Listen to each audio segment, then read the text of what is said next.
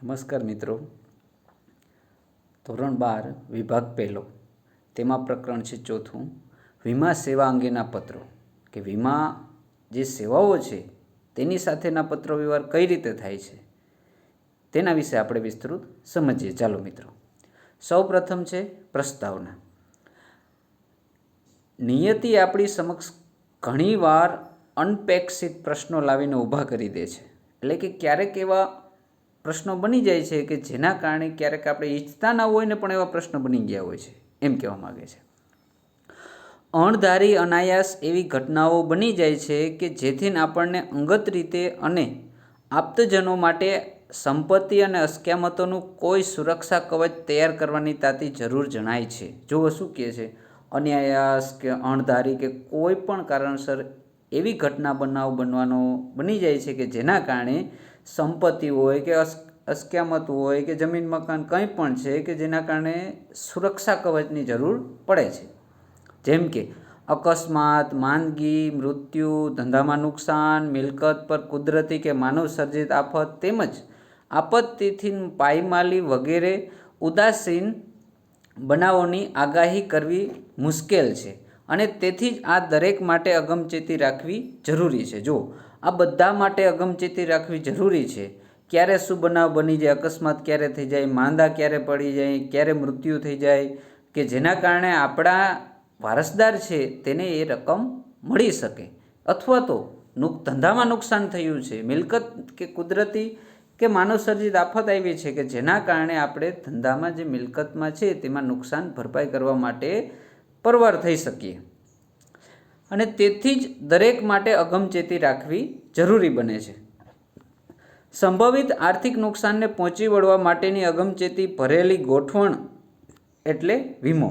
અગાઉથી અગમચેતી ભરેલી જે ગોઠવણ છે, સંભવિત આર્થિક નુકસાનને પહોંચી વળવા માટે અગમચેતી ભરેલી ગોઠવણને શું કહેવામાં આવે છે? વીમો કહેવામાં આવે છે. વિવિધ પ્રકારની વીમા સેવાઓને કારણે જ્યારે પણ આવી ઘટનાઓ ઘટે ત્યારે પુનઃસ્થાપિત થવું સરળ બને છે. જો ફરીથી પુનઃસ્થાપિત થવું સરળ બને છે. શું કામે સરળ બને છે? કારણ કે આપણે વીમા પોલિસી લીધી છે, પ્રીમિયમ ભરીએ છીએ કે જેના કારણે એ રકમ આપણે મળે અને આપણે ધંધામાં પાછો એ પ્રમાણે વાપરી શકીએ. ત્યારબાદ આવે છે વીમા અંગેની જરૂરિયાત કે વીમો શું કામ જરૂરિયાત પડે છે. જીવન દરમિયાન માણસ દ્વારા કરવામાં આવતી વિવિધ પ્રવૃત્તિઓમાં ઘણા બધા જોખમ રહેલા હોય છે. જો વિવિધ પ્રવૃત્તિઓમાં શું છે, ઘણા બધા જોખમ રહેલા છે. બજારમાં, દુકાનોમાં વેચાણ માટે ઘણો માલ સામાન સંગ્રહિત હોય છે. જો બજારમાં શું છે, દુકાનોના વેચાણ માટે ઘણો બધો માલ સામાન સંગ્રહિત થતો હોય છે. ફેક્ટરીઓમાં મશીનો, કાચો તથા ઉત્પાદિત માલ સામાન હોય છે. જો ફેક્ટરી છે, જે કંપનીઓ છે તેમાં મશીનો હોય છે, કાચો માલ હોય છે, ઉત્પાદિત થતો માલ સામાન હોય છે. આ સામાન ટ્રેન, ટ્રક, વહાણ વગેરે કે અન્ય વહન માધ્યમ દ્વારા એક સ્થળેથી બીજા સ્થળે મોકલાવાતો હોય છે. જો આ જે માલ સામાન છે તે માલ સામાન શું હોય છે, એક જગ્યાએથી બીજા જગ્યાએ મોકલવામાં આવે છે. એવું નથી કે એક જગ્યાએ બીજી જગ્યાએ મોકલવામાં આવે છે. ટ્રેન દ્વારા પણ હોય છે, ટ્રક દ્વારા પણ હોય છે, વાહન દ્વારા પણ હોય છે કે અન્ય કોઈ પણ વાહન દ્વારા માધ્યમથી તેને એક જગ્યાએથી બીજી જગ્યાએ મોકલવામાં આવે છે. તેમાં ચોરી, લૂંટફાટના ભય ઉપરાંત કુદરતી કે માનવ સર્જિત આફતોમાં નુકસાન થવાનું જોખમ રહે છે. જો આ જ્યારે એક જગ્યાએથી બીજી જગ્યાએ માલ સામાન આપણે પહોંચાડતા હોય છે ત્યારે એનો બનાવ કેવા બની શકે છે? ચોરી થઈ ગયો હોય માલ, લૂંટફાટ થાય ના ભય કે કુદરતી અથવા તો માનવ સર્જિત આફત આવી જાય, એક્સિડન્ટ થયું અથવા તો એક્સિડન્ટ કરાવ્યું અથવા તો એ માલ સામાન ગાયબ થઈ ગયો છે, માનવ સર્જિત કોઈ પણ રીતે નુકસાન થઈ છે. પરિવહન દરમિયાન અકસ્માત યા અન્ય કારણસર માલ સામાનને નુકસાન થવાની સંભાવના રહે. જો પરિવહન દ્વારા શું છે, અકસ્માત અથવા કોઈ પણ કારણસર માલ સામાનને નુકસાન થવાની સંભાવના રહેલી છે. ધંધા વ્યાપારની પ્રક્રિયા સંભાળનાર માનવીના જીવનમાં પણ માંદગી, અકસ્માત અને અકાળ મૃત્યુનો ભય ક્યાં નથી હોતો. જો બની શકે કે સંભાળનાર જે કંઈ ધંધો વેપાર હોય છે, સંભાળનાર વ્યક્તિ હોય છે, એમાં શું બનાવ બને છે કે ક્યારેક એવો પણ બનાવ બની જાય છે કે જેના કારણે ધંધા વ્યાપારની પ્રક્રિયા સંભાળનાર માનવીના જીવનમાં પણ માંદગી, અકસ્માત અને અકાળ મૃત્યુનો ભય ક્યાં નથી હોતો, એટલે એવો ભય ક્યાં નથી હોતો, રહેલો જ છે એવો ભય. આ પ્રકારના સંભવિત જોખમોને આપણે ટાળી તો શકતા નથી, પરંતુ કંઈક અગમચેતીના ભાગરૂપે તૈયારી કાળજી લઈ શકીએ છીએ. જુઓ, ટાળી તો નથી શકતા આપણે તે જે બનાવ બને છે, પણ એની પહેલાં કંઈક એવા પગલાં કે અગમચેતી રાખીએ કે જેના કારણે તૈયારી અને કાળજી સાથે એમાં આપણે ઓછું નુકસાન થઈ શકે, અથવા તો નુકસાન થાય તો એ માટેની આપણે ભરપાઈ પણ કરી શકીએ અને પાછો ફરીથી ધંધો આપણે શરૂ કરી શકીએ. તે માટે આ બધા માટે વીમા સેવા ઉપલબ્ધ છે. જો અગાઉથી વીમાનું આયોજન કર્યું હોય તો આવી સંભવિત આફતો અથવા જોખમો સામે રક્ષણ મેળવવાની વ્યવસ્થા છે. જો અગાઉથી વીમાનું આયોજન કરેલું હોય, વીમા પ્રીમિયમ ભરતા હોય, વીમો ઉતરાવેલો હોય, તો સંભવિત જે આફતો બનાવ બને છે કે જેના સામે આપણે શું મેળવી શકીએ છીએ, રક્ષણ મેળવવાની વ્યવસ્થા સરળ રહેલી છે. ત્યારબાદ આવે છે પ્રવર્તમાન યુગમાં માનવીને જીવન પ્રવૃત્તિઓનો વ્યાપ વધી રહ્યો છે. જો પ્રવર્તમાન યુગમાં શું છે, હાલના યુગમાં માનવીની જીવન પ્રવૃત્તિનો વ્યાપ વધી રહ્યો છે પ્રવૃત્તિનો. તેની સામે વીમા સેવાઓમાં પણ માંગ પ્રમાણે આમૂલ ફેરફારો થઈ રહ્યા છે. જેવી માંગ છે એ પ્રમાણે વીમાઓ સેવાઓ રહેલી છે તેમાં પણ ફેરફાર થઈ રહ્યા છે. હવે લગભગ કોઈ પણ બાબત વીમા કરારનો વિષય બની ચૂકી છે. જો કોઈ પણ બાબત હોય એમાં વીમા કરારનો આ પ્રશ્ન એટલે કે વિષય બની જ ગયો છે કે વીમો ઉતરાવેલો છે કે શું, એ બાબતથીને. આધુનિક યુગમાં આર્થિક વ્યવસ્થાની વધતી જટિલતા અને માનવીના પોતાના કૌશલ્યો માટે પણ વધતા જતા જોખમોને કારણે જેનો વીમો કરી શકાય એવી બાબતોની સંખ્યા અને તેમનો વ્યાપ વધી રહ્યો છે. જો શું કહે છે, એનો વ્યાપ વધી રહ્યો છે માનવીના પોતાના કૌશલ્યો માટે થઈને, અને વ્યવસ્થાની વધતી જતી જટિલતાને પહોંચવા માટે જોખમોના કારણે શું છે, વીમાની વધારો વ્યાપ વધી રહ્યો છે. જેમ કે ગાયકો હવે તેમના અવાજનો વીમો લઈ શકે છે. જો પહેલાં નહોતું, હવે એ ગાયકો છે તો તેના અવાજનો વીમો પણ ઉતરાવી શકે. તો કઈ રીતે, જો એનો અવાજમાં કંઈ થાય તો શું છે, એ પ્રમાણેની એક નક્કી કરેલા નીતિ નિયમ હોય છે, એ ક્રાઇટેરિયા નક્કી કર્યા એ પ્રમાણે તેને પ્રીમિયમ ભરવાનું થતું હોય છે. જો એવો બનાવ બને તો એ વીમા કંપની તેને રકમ ભરપાઈ કરે છે. અને નૃત્યકારો તેમના પગનો વીમો ઉતરાવી શકે છે. જો નૃત્યકારો શું કામ પગનો વીમો ઉતરાવે છે, કારણ કે નૃત્ય કરતાં ક્યારેક પગમાં કંઈક થઈ ગયું બનાવ બને તો શું કરવું, કે જેના કારણે જીવન આપણે આજીવિકા જીવતા હોય છે તો એનું આપણે પૂરું થઈ જાય, પગ ભાંગી જાય અથવા તો પગના કંઈક બનાવ બને તો એ વીમાની જે રકમ ભરપાઈ કરી હોય છે એ આપણે મળે છે, કે જેના કારણે આપણે આગળ કાર્યરત રહી શકીએ છીએ. જેથી જ્યારે તેમના ગાયન અથવા નૃત્ય કૌશલ્ય અકસ્માતે બંધ થઈ જાય તો વીમા કંપની તેમણે ઉતરાવેલા વીમાની રકમ ચૂકવે છે. આથી આજના સમયમાં વીમા સેવા એક મહત્વપૂર્ણ ભૂમિકા ભજવે છે. જો મહત્વપૂર્ણ ભૂમિકા ભજવે છે, કોણ ભજવે છે, વીમા સેવા છે હાલમાં તે.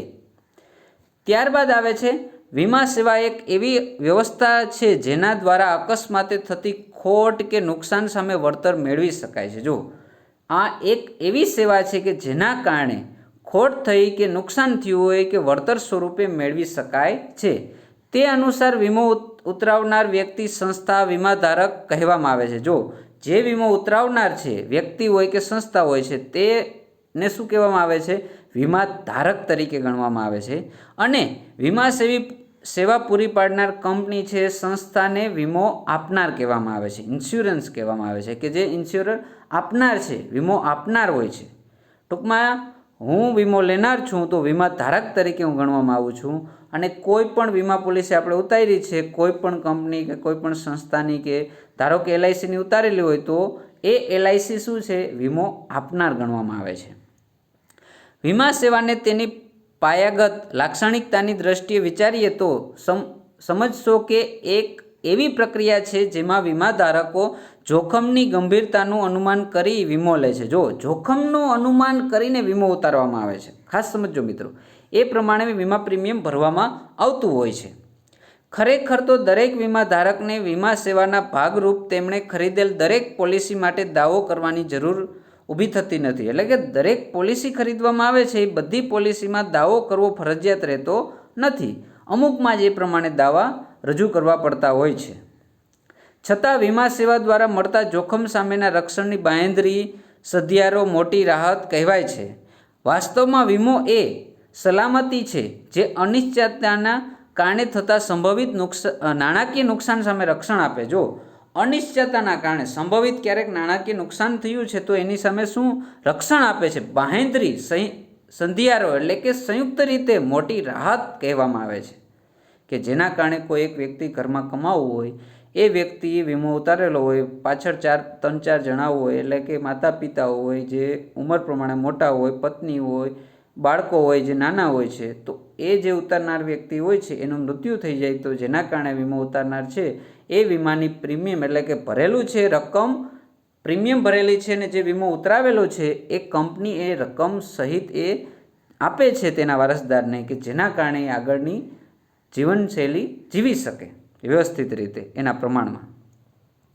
વીમો એ વીમાધારક અને વીમો આપનાર વચ્ચે થતો એક એવો કરાર છે જેમાં વીમાધારક દ્વારા નિશ્ચિત સમયગાળે ચૂકવાતી રકમ, પ્રીમિયમના બદલામાં ઉંમર, મૃત્યુ કે જેનું જોખમ આરક્ષિત કર્યું છે તેવી ઘટના બને તો નાણાંમાં વળતર સ્વરૂપે ભરપાઈ કરી આપવામાં આવે. જો શું કહે છે, વીમાધારક અને વીમો આપનાર બંને વચ્ચેનો એક કરાર થયો હોય છે. એક કરાર એવો ગણવામાં આવે છે કે નિશ્ચિત સમયગાળામાં ધારો કે 3 મહિને અથવા તો વાર્ષિક પ્રીમિયમ ચૂકવવાનું પડતું હોય છે. આટલી ઉંમર હોય, આ રીતે મૃત્યુ થાય, આ રીતે શું થાય, તો એ પ્રમાણે એક આરક્ષિત કર્યું હોય છે કે આ પ્રમાણે થાય તો આ રીતે એટલું નાણાં મળે. આ ઘટના બને તો નાણાંના વળતર સ્વરૂપે ભરપાઈ કરી આપવામાં આવે છે. પ્રીમિયમ આપણે દર મહિને અથવા 3 મહિને, 6 મહિને એ ચૂકવવાનું હોય છે, એ નક્કી થતું હોય છે. પ્રીમિયમના આધાર સ્વરૂપ, ઉંમર પ્રમાણે ને મૃત્યુનું જોખમ આ બધું જોઈ અને એ પ્રમાણે વીમો ઉતારવામાં આવતો હોય છે. આમ જે વીમાધારક નિયમિત રીતે પ્રીમિયમ ભરે છે તેને સલામતી અને ખાતરીનો સંધિયારો રહે છે. જો જે ટાઈમ ટુ ટાઈમ સમય પ્રમાણે નક્કી કરેલું છે પ્રમાણે મહિને અથવા 3 મહિને, 6 મહિને વીમો ભરતા હોય છે તો તેની સલામતી અને ખાતરીનો સંધિયારો રહેલો હોય છે. અલગ અલગ પોલિસી દ્વારા સામાન્ય વ્યક્તિને અકસ્માત કે માંદગી દરમિયાન નાણાંની સહાય, નિવૃત્તિ બાદ નિયમિત આવક કે મૃત્યુ બાદ પરિવારના સભ્યોને નાણાકીય સલામતીની બાંહેધરી મળે છે. વ્યાપારને ખોટ, નુકસાન કે અણધારી આપત્તિની ચિંતાથી મુક્તિ મળે છે. જો આ બધા બનાવો બને છે કે જેના કારણે નાણાકીય નુકસાન થતું હોય છે, અથવા તો એવો બનાવ બને છે કે પરિવારનો સભ્ય વયો જાય છે તો પાછળ એ પરિવારને સંચાલન કરવા માટેની નાણાંની જરૂર પડે છે તો એ પ્રશ્ન ઊભો થાય છે, તો એ પ્રમાણમાં થોડીક રાહત મળે છે કે જેના કારણે આ વીમો ઉતારવાથી ચિંતામાંથી મુક્તિ મળે છે. ત્યારબાદ આવે છે વીમાના પ્રકારો છે. વીમા કંપનીઓની નીતિ અને વ્યવસાયિક સેવાઓને અનુલક્ષીને વીમા સેવાને મુખ્ય 2 ભાગોમાં વહેંચી શકાય છે. 2 ભાગોમાં વહેંચી શકાય છે. એક જીવન વીમો અને એક સામાન્ય વીમો ગણવામાં આવે છે. જીવન વીમો એ વીમા સેવાનું સૌથી પ્રચલિત સ્વરૂપ છે. સૌથી પ્રચલિત સ્વરૂપ વીમાનું કયું છે બહેનો? તો ધ્યાન રાખજો, જીવન વીમો તરીકે ગણવામાં આવે છે. સમગ્ર જીવનને આવરી લેતી આજીવન પોલિસી વીમાધારકના મૃત્યુ બાદ તેના વારસદારને ચોક્કસ રકમની ચૂકવણી કરે છે. જો સમગ્ર જીવનને આજીવન વીમા પોલિસી હોય તો એ વ્યક્તિનું મૃત્યુ થાય તો મૃત્યુ થતાં જ વારસદારને એ ચોક્કસ રકમની ચૂકવણી કરવામાં આવતી હોય છે.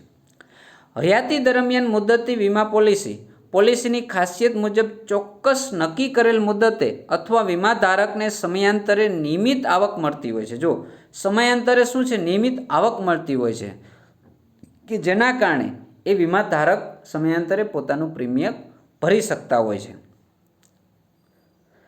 ત્યારબાદ આવે છે અકસ્માત સામે વધારાનું રક્ષણ આપતી પોલિસી. એક્સિડન્ટ બનાવ બને તો એની સામે રક્ષણ આપવા માટેની પોલિસી પણ હોય છે. આધુનિક સમયની વિટંબણા અનુસાર રસ્તા, રેલ અને હવાઈ વાહન અકસ્માતોની શક્યતાઓ વધી જાય છે. વીમાધારકને તે અંતર્ગત થતી જાનહાનિ સામે વધારાની રકમનો લાભ મળે છે. અત્યારે જેમ જેમ વધારો થતો જાય છે વાહન વ્યવહારનો, એ પ્રમાણે રસ્તા, રેલ, વાહન કોઈ પણ રીતે અકસ્માત થાય તો એને અંતર્ગત જાનહાનિ થાય તો તેની સામે વધારાની રકમનો પણ લાભ મળે છે. આ શું હતું? આપણે જીવન વીમો. હવે જોઈએ આપણે સામાન્ય વીમો. માંદગી દરમિયાન રક્ષણ આપતી વીમા પોલિસી આધુનિક સમયમાં શારીરિક અને માનસિક શ્રમ તેમજ તાણને કારણે બીમારીનું પ્રમાણ નાની ઉંમરથી વધ્યું છે. વીમાધારકને તેની પોતાની માંદગી માટે જરૂરી સારવાર, દવાઓ, ઓપરેશન માટે થતા નાણાકીય ખર્ચ સામે રક્ષણ મળે છે. જો બને એવો કે માંદા થાય તો તેની સામે રક્ષણ મેળવવા માટે પણ વીમા પોલિસી છે, કે જેમ અત્યારના જમાનામાં શારીરિક માનસિક શ્રમ વધતો જાય છે, કે જેના કારણે બીમારીનું પ્રમાણ ઉંમર નાની હોય છે ત્યારથી જ આ બનાવ બની જાય છે, કે અમુક બનાવ બને ઓપરેશન કરાવવા પડે, દવાઓ ખર્ચો થતો હોય વધારે પ્રમાણમાં, તો એ નાણાકીય ખર્ચ સામે રક્ષણ મળી શકે છે. ત્યારબાદ આવે છે આગના જોખમ સામેનો વીમો. ઘરેલું તથા વ્યાવસાયિક ભવનો તેમજ તેમાં રહેલી સામગ્રીને આગથી થતા નુકસાન સામે રક્ષણ આપે છે. આ પોલિસીને અનુમતિ અનુસાર વાવાઝોડા, પૂર, ભૂકંપ, કુદરતી માનવસર્જિત આફતોમાં વિસ્તારવામાં આવે છે. જુઓ, આગથી થતું નુકસાન હોય, કોઈ કંપની છે, કોઈ ઘર છે, તો આગ લાગી ગઈ છે તો ઘર વખરી બધી નાશ પામી છે, વેપાર ધંધો છે ત્યાં પણ આગ લાગે તો પણ નાશ પામે છે. તો એના નુકસાન માટે રક્ષણ મેળવવા માટે છે. અને બનાવ એવો પણ બને કે વાવાઝોડું, પૂર આવ્યું, ભૂકંપ આવ્યો, કે માનવસર્જિત કે કુદરતી કાંઈ પણ આફત થતી હોય તેનો પણ એમાં સમાવેશ થાય છે, પણ અનુમતિ સાથે, પોલિસીની અનુમતિ લઈને એમાં કરવામાં આવે છે. તો પ્રીમિયમમાં પણ એ પ્રમાણે ફેરફાર થતા હોય છે. જે પ્રમાણે જોખમ વધારે એટલું પ્રમાણમાં એ પ્રીમિયમ વધારે હોય છે. મિત્રો, સમુદ્રી વેપારનો વીમો. આ વીમા અંતર્ગત જહાજ, તેમાં રહેલ સામાન, ચાલક દળ, મુસાફરો તેમજ માલિકીની જવાબદારીનો સમાવેશ થાય છે. તે આગ, વાવાઝોડા કે અન્ય સમુદ્રી જોખમ સામે રક્ષણ આપે છે. જો અન્ય જોખમ સામે રક્ષણ આપે છે, કે જે સમુદ્રમાં વેપાર કરતા હોય છે, જહાજ હોય છે, સામાન હોય છે, ચલાવનાર વ્યક્તિઓ હોય છે, મુસાફર હોય છે, માલિક હોય છે, આ બધી જવાબદારીનો સમાવેશ થાય છે તેમાં. પણ આવો બનાવ બને, વાવાઝોડું કે અન્ય કોઈ સમુદ્રી તોફાન આવે, કાંઈ પણ બનાવ બને તો રક્ષણ માટે પણ આ વીમા પોલિસી રહેલી છે. ત્રાહિત પક્ષને થતું નુકસાન પણ આવરી લેવામાં આવે છે. ત્રાહિત પક્ષ એટલે, જો સાંભળજો મિત્રો, આપણે પાસે બાઇક છે તો બાઇકનો વીમો આપણે ફૂલ ઉતારેલો હોય, તો આપણે એક્સિડન્ટ થયું હોય, બાઇકને નુકસાની થઈ હોય, આપણે નુકસાની અથવા તો કંઈ પણ બનાવ બન્યો હોય કે જેના કારણે હોસ્પિટલમાં આપણે સારવાર માટેનો ખર્ચો કરવો પડતો હોય છે, આપણે કંઈ હાથ પગ ભાંગે છે તો તેના માટે, અને બાઇકમાં નુકસાન થયું હોય તો તે પણ આવી જાય. અને ત્રાહિત પક્ષ એટલે કે આ બંને સિવાય સામેવાળી વ્યક્તિને જ્યારે લાગે છે તો એ થર્ડ પાર્ટી કહેવામાં આવે છે, કે ત્રાહિત પક્ષને પણ નુકસાન થાય તો તે પણ આવરી લેવામાં આવે છે. આ ફૂલ વીમો ગણવામાં આવે છે, કે જેના કારણે ત્રણેયને લાગુ પડે છે. ત્રાહિત પક્ષને, એક આપણે જે બાઇક લઈને જતા હોય, ટૂંકમાં આપણી બાઇક છે તો એ બાઇકને પણ નુકસાન થાય તે પણ ભરપાઈ માટેનો વીમા રકમ આપવામાં આવે છે. અને સામેવાળી વ્યક્તિ કે કંઈ નુકસાન થયું છે તો તેના માટે પણ વીમાની રકમ આવતી હોય છે. જેટલું જોખમ પ્રમાણે વધારે હોય છે તે પ્રમાણે શું હોય છે, તેમાં પ્રીમિયમમાં ફેરફાર થતા હોય છે.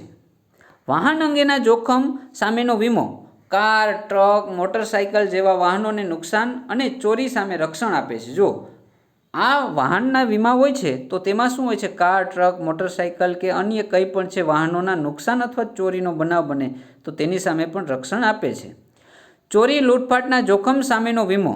વીમાથી આરક્ષિત થયેલ જગ્યાએ ચોરી, લૂંટફાટના આશયથી થતા નુકસાન સામે રક્ષણ આપે છે, કે જે ચોરી અને લૂંટફાટના કારણે જે બનાવ બને છે, કે જેના કારણે એ નુકસાન સામે રક્ષણ આપે છે. આ ઉપરાંત પાક વીમો, પશુધન વીમો, બાંહેધરી, જામીનગીરી અંગેના જોખમ સામેનો વીમો વગેરે જેવી વીમા સેવાઓ પણ ઉપલબ્ધ છે. જો પાક વીમો, આપણા ખેતરમાં પાક હોય છે એને નુકસાન થાય, પશુધન હોય છે, ભેંસ ગાયો હોય છે તેને પણ નુકસાન થાય, મરી જાય અથવા કાંઈ પણ, તેનો પણ વીમો હોય છે. બાંહેધરી હોય, જામીનગીરી હોય, એ અંગેના પણ જોખમો સામેના વીમાઓ રહેલા હોય છે. આમ વીમા સેવાએ નુકસાન ભરપાઈ કરી આપવાના સિદ્ધાંત પર રચાયેલ ગોઠવણ છે, જેમાં અગાઉથી યોગ્ય પોલિસીની ખરીદી અને નિયમિત પ્રીમિયમ ભરવાનું સ્વીકારવામાં આવ્યું છે. જો અગાઉથી પોલિસી ખરીદી કરવામાં આવે છે અને નિયમિત પ્રીમિયમ ભરવાનું હોય છે, નક્કી કરેલા પ્રીમિયમ ઉપર આધારિત હોય છે. નિયત પ્રીમિયમ ભર્યા બાદ વીમા ધારકને મોટી ચિંતામાંથી મુક્તિ મળે છે. એટલે કે મોટી ચિંતામાંથી મુક્તિ શું કામ મળે છે, કે વીમો પ્રીમિયમ ભરે છે, કે જેના કારણે નુકસાન થશે તો એ ભરપાઈ માટેની રકમ તેમાં મળી શકે છે. ત્યારબાદ આવે છે વીમાના નમૂના પત્રો આપેલા છે. મિત્રો, વીમાનું ક્ષેત્ર આમ તો ઘણું વિશાળ છે, પણ અભ્યાસક્રમને ધ્યાનમાં રાખીને મહદઅંશે જીવન વીમા સંબંધી અને આગથી થયેલ નુકસાનના પત્રો જોઈશું. જો ઘણું વિશાળ રહેલું છે, પણ અભ્યાસક્રમને ધ્યાનમાં રાખી અને આપણે તો હાલમાં અત્યારે શું જોવાનું છે, જીવન વીમા સંબંધી અને આગથી થયેલ નુકસાનના પત્રો વિશે જોઈશું. અહીં એ વાત ખાસ ધ્યાન રાખવાની રહેશે કે વીમા સેવાના પત્રો અભ્યાસક્રમના ભાગરૂપ કોઈ માહિતી કે જાણકારી મેળવવા લખાતા પત્રોમાં માત્ર માહિતી આપવા વિનંતી એટલું ના જણાવતા એ બાબત પ્રત્યે તમારી તૈયારી કેટલી છે, તમારી વિગતો શું છે તથા તમને મળેલ આંશિક માહિતીને સંપૂર્ણ કરવા લખી રહ્યા છો એ રીતે લખવા. એટલે કે જે આપણે માહિતી મેળવવાની છે એ માહિતી મેળવવા એટલી બાબતે નહીં દર્શાવવાનું. તમારી તૈયારી કેવી છે વીમો ખરીદવા માટેની, તો તમારી એમાં વિગતો શું છે કે આ આંશિક માહિતી આપણે સંપૂર્ણ લખી રહ્યા છીએ એ બાબતે હોવો જોઈએ. દાવાના પત્રમાં દાવા અંગેની સંપૂર્ણ માહિતી આપવી. પોલિસી ખરીદવાના આશયથી લખાયેલ પત્રમાં તેની અસર નજીકના ભવિષ્યમાં શરૂ થઈ જાય એ રીતે ઝડપી પ્રક્રિયા થાય એ માટે વિનંતી કરવી. જો ભવિષ્યમાં પોલિસી ખરીદવી છે તો એ ઝડપથી પત્ર મળી જાય અને ભવિષ્યમાં આપણે શરૂ થઈ જાય તાત્કાલિક, તો એના માટેની પ્રક્રિયા હાથ ધરી શકાય એવી વિનંતી કરી શકાય છે. તેમાં સૌ પ્રથમ પત્ર છે મિત્રો, જુદા જુદા પ્રકારના જીવન વીમા મેળવવા અંગેની માહિતી મેળવવા લખાતો પત્ર હોય છે. તો સૌ પ્રથમ પત્ર છે, આનંદ મહેલ રોડ, સુરત નિવાસી શ્રી નરોત્તમ સવાણી જીવન વીમાની પોલિસી ખરીદવા માગે છે. તેમના વતી લાઈફ ઇન્સ્યોરન્સ કોર્પોરેશન ઓફ ઇન્ડિયાને પત્ર લખો. જો કોણ લખનાર છે સાંભળજો મિત્રો ખાસ, લખનાર કોણ છે? આનંદ મહેલ રોડ ઉપર સુરત નિવાસી છે, સુરત રહે છે અને એ ભાઈનું નામ છે શ્રી નરોત્તમ સવાણી. તો આપણે જે જમણી બાજુ પત્રમાં તેનું નામ અને તેનું એડ્રેસ લખશી. આટલું એડ્રેસ આપેલું છે તેટલું પણ લખો તો પણ ચાલે, અથવા તો એડ્રેસ ન આપેલું હોય, ખાલી નામ આપેલું હોય તો નામ લખીને પણ એડ્રેસ આપણી રીતે તેમાં લખી શકીએ છીએ મિત્રો. જીવન વીમા પોલિસી માટે કોને લખવામાં આવે છે? તો ક્યાં રહે છે? સુરત રહે છે. તો સુરતના જે LIC ઓફ ઇન્ડિયાના મેનેજર છે તેને પત્ર લખવામાં આવે છે. જો જમણી બાજુ શું વિગત આપેલી છે, તેનું નામ છે, સરનામું છે, કઈ તારીખે લખે છે તે, અને ડાબી બાજુ ઉપર શું છે તેના મોબાઈલ નંબર આપેલા છે. ત્યારબાદ કોને લખે છે? Manager Shri life insurance corporation Adajan શાખા. એટલે કે જે વિસ્તારમાં રહે છે તે વિસ્તારમાં LICની શાખા છે ત્યાંના મેનેજરને એ પત્ર લખે છે. ત્યારબાદ આવે છે શ્રીમાન, જોજો તેની નીચે છે. ત્યારબાદ આવે છે વિષય, વિવિધ પ્રકારની જીવન વીમા પોલિસી વિશે માહિતી મેળવવા બાબત. એટલે કે અલગ અલગ પ્રકારની જે વીમા પોલિસી છે તેના વિશેની માહિતી મેળવવા માગું છું. હું નરોત્તમ સવાણી જીવન વીમા સેવા અંતર્ગત ઉપલબ્ધ વિવિધ પોલિસીઓ પૈકી મને અનુકૂળ એવી પોલિસી ખરીદી સુરક્ષા સુનિશ્ચિત કરવા માગું છું. મને આપની સંસ્થા લાઈફ ઇન્સ્યોરન્સ કોર્પોરેશન ઓફ ઇન્ડિયાની સેવાઓમાં સંપૂર્ણ ભરોસો છે. હું આ પોલિસી એક ખરીદવા માગું છું અને આપણી એક સંસ્થા છે LIC, એના ઉપર મને ભરોસો છે એમ. ત્યારબાદ શહેરમાં 5 વર્ષથી કરિયાણાનો સ્વતંત્ર ધંધો ચલાવું છું. એટલે કે હું કરિયાણાનો ધંધો કરું છું. 30 વર્ષીય સ્વસ્થ પરણિત પુરુષ છું. એટલે કે મારી ઉંમર 30 વર્ષ છે અને હું પરણિત પુરુષ છું. પરિવારમાં માતા પિતા, પત્ની અને 2 વર્ષીય બાળક એમ 5 સભ્ય સાથે મારી માલિકીના ઘરમાં રહું છું. એટલે કે મારી પોતાની માલિકીનું ઘર છે, મારી સાથે મારા માતા પિતા, પત્ની અને 2 વર્ષનો બાળક છે. એમ કુલ અમે 5 સભ્યો રહી છીએ. પિતાજી મને મારા ધંધામાં મદદ કરે છે. એટલે કે પિતાજી છે મારા પપ્પા, એ મારા ધંધામાં મદદ કરે છે, પરંતુ આર્થિક ઉપાર્જન માત્ર મારી જ જવાબદારી છે. જો આર્થિક રીતે નાણાકીય કોઈ પણ છે તો એ મારી જવાબદારી છે, તેમાં તે ભાગ નથી, મને હેલ્પ કરે છે ટૂંકમાં. આપની જાણ સારું જણાવવાનું કે પ્રીમિયમ પેટે દર 6 મહિને 4000 સુધી ભરવાની ક્ષમતા ધરાવું છું. એટલે કે દર 6 મહિને હું 4000 ભરી શકું એમ છું. તો આ બાબતે કોઈ પોલિસી હોય તો મને જણાવો, એવું પણ આગળ આપેલું છે. જો આપની વિવિધ ભરોસાપાત્ર પોલિસીઓ પૈકી હું એક પોલિસી પસંદ કરવા ઈચ્છું છું. વિવિધ પોલિસીઓની વિગત આપતું પેમ્ફલેટ મોકલવા વિનંતી. એટલે કે અલગ અલગ પોલિસીનું પેમ્ફલેટ હોય કે માહિતી આપેલી છપાયેલી હોય છે તે મોકલવા વિનંતી. શક્ય હોય તો એજન્ટ અથવા પ્રતિનિધિને મોકલશો, જેથી હું ઝડપથી યોગ્ય નિર્ણય લઈ શકું. કે જેના કારણે એજન્ટ અથવા પ્રતિનિધિને મોકલશો તો હું ઝડપથી યોગ્ય નિર્ણય લઈ શકું. આભાર. આપનો વિશ્વાસુ નરોત્તમ સવાણી. ત્યારબાદ આવે છે મિત્રો બીજો પત્ર છે. તે શેના વિશે છે? જીવન વીમા પોલિસી પર મળતા વધારાના લાભની જાણકારી અંગેનો પત્ર. એટલે કે જે જીવન વીમા પોલિસી ઉતરાવેલી છે તો તેના ઉપર વધારાના લાભ શું મળે છે તેના વિશે. શ્રીમતી ઉંદા શ્રી કૃષ્ણન છેલ્લા 5 વર્ષથી વીમા સેવા દ્વારા આરક્ષિત છે. તેમણે ખરીદેલ પોલિસી પર મળવાપાત્ર વધારાના લાભની જાણકારી મેળવવા તેમને વતી પત્રો લખો. જો તેમના વતી પત્ર લખવાનો છે. હવે શ્રીમતી મુંદા શિવકૃષ્ણ એટલું જ આપેલું છે, તો એ આપણે જમણી બાજુ પર નામ લખશી અને એડ્રેસ કોઈ પણ લખી શકીએ કે જેના કારણે આપણે એડ્રેસ વ્યવસ્થિત થઈ શકે કે એડ્રેસ લખેલું છે. અને તારીખ લખવાની અને ડાબી બાજુ ઉપર ફોન નંબર આપે. જ્યાં આપણે એડ્રેસ લખેલું છે તે જ વિસ્તારમાં તે બ્રાન્ચના મેનેજર શ્રી LICના જે હોય છે તેને લખીને સંબોધીને આપણે પત્ર લખીશું કે જેના કારણે એ બ્રાન્ચમાં આપણું પોલિસી ઉતરાવેલી છે. આમાં આપણે અમદાવાદ આપેલું છે, તેની જગ્યાએ આપણે કોઈ પણ લખી શકીએ છીએ. તો આમાં પણ જે આપણે મેનેજર શ્રી લખશી ત્યાં પણ આપણે જે એડ્રેસ પ્રમાણે છે એ પ્રમાણે જેને આપણે મોકલનાર છીએ, જેને સંબોધીને પત્ર લખીએ છીએ, તો ત્યાં પણ તે આવી શકે છે. તે જ રીતે શ્રીમાન વિષય ઉપર આપણે જોઈએ. જીવન વીમા પોલિસી પર મળતા વધારાના લાભની જાણકારી અંગે. જો વધારાની લાભની જાણકારી અંગે આપેલું, જો સંદર્ભ આપેલું કે મારી પોલિસી કઈ છે, તો જીવન તૃપ્તિ પોલિસી નંબર XYZ આપેલા છે. જો 0347890/06 એટલે કે મેં 2006માં ઉતારેલી ગણવામાં આવે છે. એ રીતે ઉપરોક્ત સંદર્ભના જણાવવાનું કે મેં 2006માં જીવન તૃપ્તિ પોલિસી લીધેલ છે. જો 2006માં મેં જીવન તૃપ્તિ પોલિસી લીધેલી છે, ત્યારબાદ નિયમિત રીતે પ્રીમિયમ ભર્યા, એટલે કે મેં નિયમિત રીતે તેના પ્રીમિયમ ભરું છું. મને જાણવા મળ્યું છે કે એકવાર ખરીદેલ પોલિસીમાં વધારાના લાભ પાછળથી ઉમેરવા શક્ય છે, એટલે કે વધારાના લાભ મળતા હોય તો તે ઉમેરવામાં શક્ય હોય છે. ઉપર જણાવેલ પોલિસીમાં ડબલ એક્સિડન્ટ બેનિફિટનો લાભ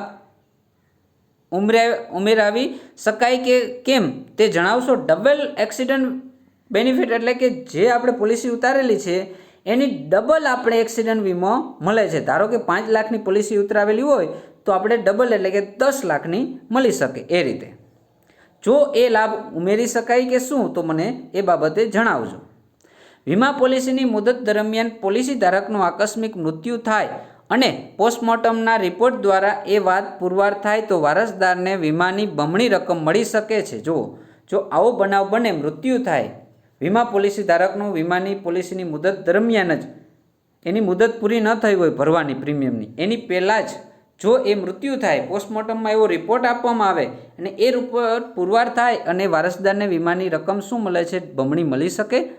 જો પોલિસીની મુદત દરમિયાન પોલિસી ધારકનું સામાન્ય સંજોગોમાં મૃત્યુ થાય અને બધા પ્રીમિયમ નિયમિતપણે ચૂકવાયા હોય તો તે સંજોગોમાં પોલિસીની પાકતી તારીખે વીમા કંપની બોનસ ઉપરાંત વધારાનું બોનસ પણ ચૂકવે છે. જુઓ ત્યારબાદ શું કહે છે કે જો આપણે નિયમિતપણે હપ્તા ભર્યા, પોલિસી ભરેલી છે રકમ, અને જો સામાન્ય સંજોગોવશ મૃત્યુ થાય અને બધા આપણે હપ્તા નિયમિત ચૂકવેલા છે, તો જ્યારે પાકતી તારીખ એટલે કે નિશ્ચિત સમયે પાકતી મુદતે એ કંપની બોનસ ઉપરાંત વધારાનું પણ બોનસ ચૂકવે, શું આ બંને લાભ મારી ઉપરોક્ત પોલિસી માટે મળવાપાત્ર છે? જો આવો પ્રશ્નાર્થ કર્યો કે આ બંને લાભ ડબલ એક્સિડન્ટ બેનિફિટ અને વીમા કંપની બોનસ ઉપરાંત વધારાનું બોનસ મળવાપાત્ર છે, આ બંને મારી પોલિસી ઉપર લાભ મળવાપાત્ર છે. હું જીવન વીમા પોલિસી પર વધારાના લાભ લેવા ઈચ્છું છું, એ માટે પ્રીમિયમની રકમમાં થતો વધારો મને મંજૂર છે. કામકાજના દિવસ દરમિયાન આપ જ્યારે બોલાવશો ત્યારે આવી જરૂરી કાર્યવાહી પૂર્ણ કરીશ. આપના તરફથી ઝડપી પ્રત્યુત્તરની અપેક્ષા. જુઓ હું આ લાભ લેવા માગું છું અને પ્રીમિયમના રકમમાં વધારો થાય તો એ મને મંજૂર છે, અને જો આપણા જે કામકાજના દિવસ દરમિયાન મને બોલાવશો તો હું ઓફિસે પણ આવી અને યોગ્ય જે કાર્યવાહી કરવાની થતી હોય છે તો એ પણ કરીશ, અને આપના તરફથી યોગ્ય પ્રત્યુત્તર મળે એવી મને અપેક્ષા છે. આભાર. આપની વિશ્વાસુ વૃંદાશ્રી શિવકૃષ્ણન. જો મિત્રો આ 2 પત્રો આપણે જોયા કે જેમાં આપણે પત્ર વિશેની એક LIC વિશેની માહિતી મેળવી છે અને LICમાં જે લાભ મળવાપાત્ર છે તેના વિશે આપણે સમજ્યા. હવેના પત્રો આપણે પછીના લેક્ચરમાં સમજીશું મિત્રો. ચાલો મિત્રો, નમસ્કાર.